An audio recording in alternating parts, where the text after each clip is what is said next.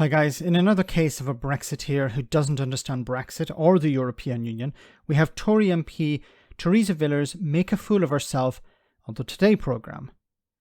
Theresa is one of those Tories who actually was a member of the European Parliament and threw her support behind leaving the EU and still thinks it's a good idea. Here she was talking about taking back control and being pushed into the single market. Have a listen to this rubbish.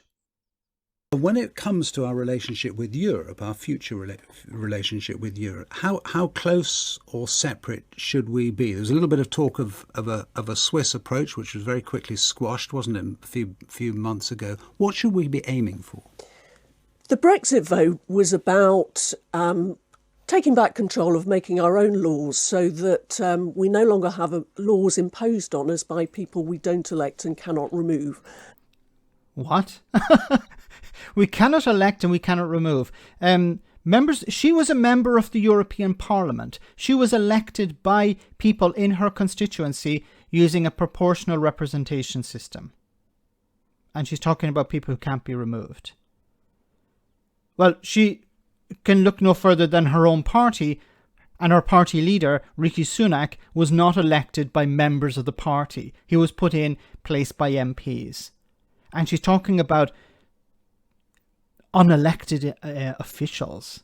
Really? But once again, if you're part of the process, you can make the decisions. You have no control over the single market now. You decided we want to be rule takers, not rule makers. That is a legitimate goal of self-government. We have achieved it, but if we were pushed back into the single market or... What the hell does that mean? Pushed back into the single market?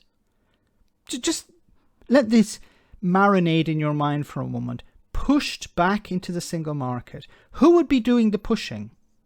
Now, in order to get back into the single market, there are two routes. One of them is pretty much closed off because of Norway. But the other is, the more likely route, is EU membership. Now, how could the UK become a member of the European Union? Well, first of all, the European Union would have to say, yes, you're allowed back in. But on the UK side, there would have to be a referendum, or a political party would have to put it in their manifesto saying, we want to rejoin the European Union, vote for us. And if they won a majority, that would be a democratic result. That would be the people of the UK decided we support this party and this party is representative of us, and it means we're getting back into the European Union. That would be the two ways. Now, if the UK became a member of the European Union, then it could apply for single market access. There's no pushing here. This is what it really upsets me about journalists, is they don't push back and they don't push back. They don't actually ask, what do you mean by pushed into the single market? Who would be doing the pushing? It would be the public who would be doing the pushing, because they would say, we want you to rejoin the European Union. We're voting for it in a referendum, or we're voting for it at the ballot box through elections. We adopted a Swiss-style approach where we absorb most of the rules of the single market. We wouldn't be respecting that referendum result. We wouldn't have control over our own laws because we would be subjected to single market rules. You're already subjected to single market rules. What is wrong with this woman? You're already subjected to single market rules, but you don't have any choice in the making of those rules. When it comes to Switzerland, Switzerland is able to provide input to the European Union, saying, here, these are some things we'd like for you to consider. But at the end of the day, they don't have a choice in what's implemented.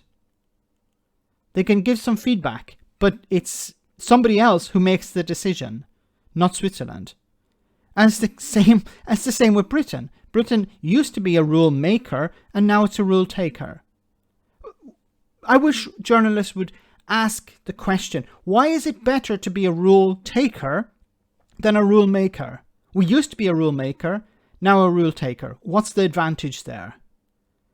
Biggest market on our doorstep, we have to follow the rules. We have no input whatsoever when it comes to the changing of those rules.